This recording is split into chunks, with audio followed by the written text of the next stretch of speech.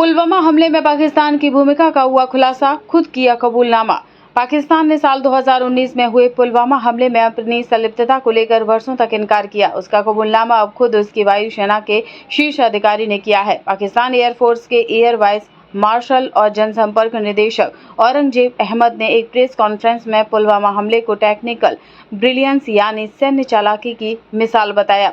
यह बयान सिर्फ पुलवामा ही नहीं बल्कि हालिया पहलगाम हमले में भी पाकिस्तान की भूमिका पर शक गहरा कर रहा है। औरंगजेब अहमद के इस बयान ने पाकिस्तान की वर्षों पुरानी कहानी को खारिज कर दिया है, जिसमें वह बार बार कहता रहा है कि उसका पुलवामा या किसी आतंकी गतिविधि से कोई लेना देना नहीं है।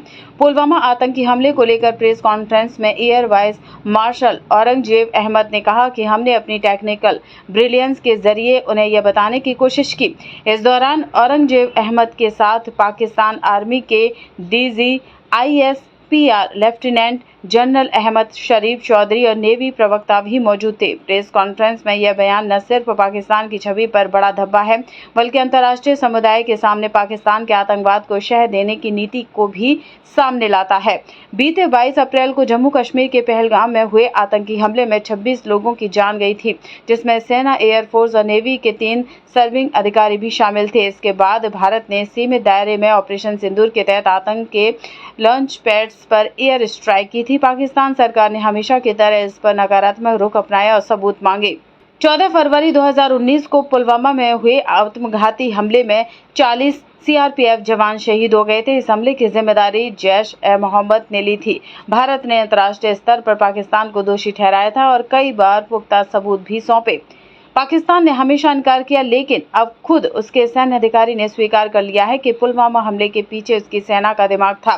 भारत ने इस हमले के बाद 26 फरवरी को ऑपरेशन बालाकोट के तहत पाकिस्तान के बालाकोट में स्थित जैश के सबसे बड़े आतंकी ट्रेनिंग कैंप पर एयर स्ट्राइक की थी। इसमें 12 मिराज फाइटर जेट्स शामिल थे। बालाकोट एयर स्ट्राइक के बाद पाकिस्तान ने भारत के सैन्य ठिकानों पर जवाबी हमला करने की कोशिश की थी। इसी बीच भारतीय वायुसेना के pilot wing commander Abhinandan Varthaman को पाकिस्तान ने पकड़ लिया था। हालांकि अंतर्राष्ट्रीय दबाव में पाकिस्तान ने कुछ ही दिनों में अभिनंदन को रिहा कर दिया था। औरंगजेब अहमद ने कहा कि अगर पाकिस्तान के हवाई क्षेत्र, भूमि, जल या उसके लोगों को खतरा है तो कोई समझौता नहीं हो सकता, इसे अनदेखा ही नहीं किया जा सकता है। पाकिस्तान ने पुलवामा हमले में शामिल होने से लगातार इनकार किया, जहां जैश-ए-मोहम्मद के आत्मघाती हमलावर ने अटैक किया था और CRPF के 40 जवान शहीद हो गए थे। पाकिस्तान के तत्कालीन प्रधानमंत्री इमरान खान ने इस हमले को गंभीर चिंता का विषय बताया था, लेकिन हमले में अपनी सेना की भूमिका से इनकार किया था। पाकिस्तान ने सबूत मांगे और भारत के आरोपों को नकार दिया, जबकि जैश ने इसकी जिम्मेदारी ली थी। पाकिस्तान सरकार ने कभी भी आधिकारिक तौर पर पुलवामा हमले में अपनी संलिप्तता स्वीकार नहीं की है, लेकिन कैमरों की चकाचौंध के सामने औरंगजेब ने वह कबूल कर लिया जो वर्षों के दबाव के बावजूद नहीं हो सका।